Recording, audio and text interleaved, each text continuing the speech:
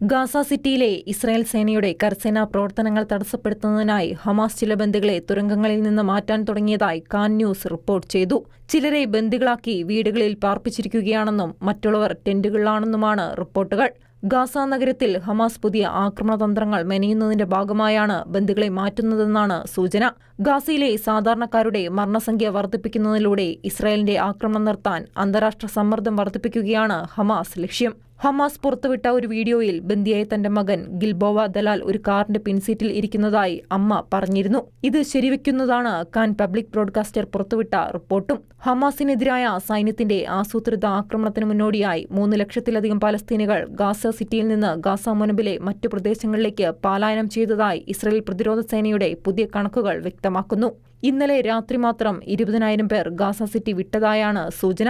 10 ലക്ഷത്തിലധികം പലസ്തീനികൾ ഗാസ സിറ്റിയിൽ താമസിച്ചിരുന്നതായാണ് കണക്ക്. ആക്രമണത്തിന് മുന്നോടിയായി ഗാസ സിറ്റിയിലെ എല്ലാവരും ഉടൻ ഒഴിഞ്ഞുപോകണമെന്ന് കഴിഞ്ഞയാഴ്ച IDF ഉത്തരവിട്ടിരുന്നു.